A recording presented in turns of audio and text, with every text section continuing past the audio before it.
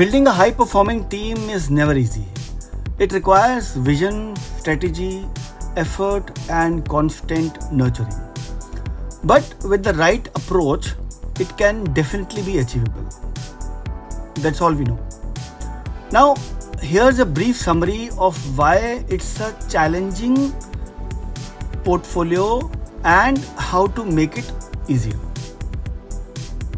Now, why we say that, why building a team is hard, especially high performing team. First point, we have different personalities and skill levels. When you have a team, you have different people who are carrying different personalities and different skill sets. Second, lack of clear roles or expectations. If there are lack of roles and expectations, then it will be difficult to form a high performing team. Poor communication or trust issues. Simple. Fourth, unclear goals or misaligned vision. The goal should be clear. Ineffective leadership or management gaps. Sixth, lack of motivation or accountability. It is not easy to build a high performing team.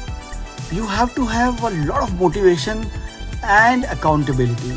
If you're a leader building a high performing team, then you should hold yourself accountable as well along with your team so that they feel that you're part of the team, right?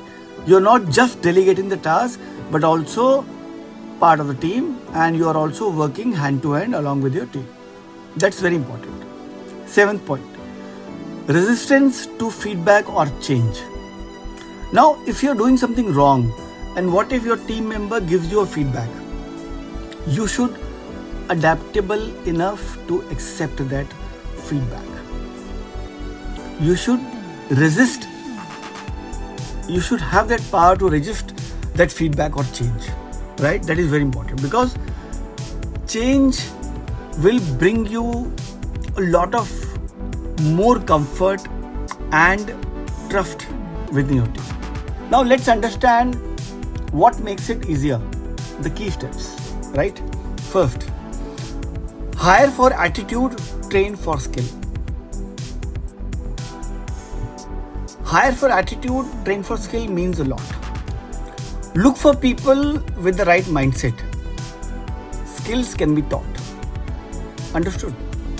You should always look for people who have a right mindset. Second, define a clear mission and shared goals. Everyone should know why the team exists and what success looks like. The goal should be clear to everyone. Understood? Third, create psychological safety. Very important. Team members should feel safe to speak up, take risks, and make mistakes. Fourth, assign clear roles and responsibilities, avoid confusion and overlap.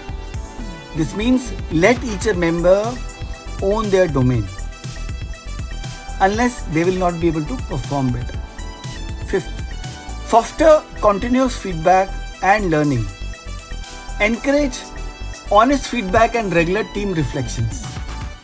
If you will not encourage your team members, they will not perform. Sixth, celebrate wins, however small. Always recognize achievements to build momentum and morale. This is another very important element of creating a high-performing team. Seventh, lead by example. Now, a high-performing team starts with a high-performing leader. You must have seen a cricket match, wherein the captain always performs in most of the cases. In today's match also, you must have seen that, Shubman Gill, who has scored double century in the first innings and scored a century in the second innings. He was there at the crease and ensured that, the team should make a good score. Right? So, you have to take the start as a leader. You have to perform. Right? Unless you do that, your team will not be able to perform. You have to lead by example. First, practice that before you preach to your team. it applies everywhere, in every situation. Okay. So friends, these were the few things that I wanted to discuss with you about the creation of high performing team. I hope you have liked my video. If so, then please put a comment in the comment section and subscribe my channel. Share it with your friends, colleagues, peers, so that it can reach out to more and more people. Thank you so much.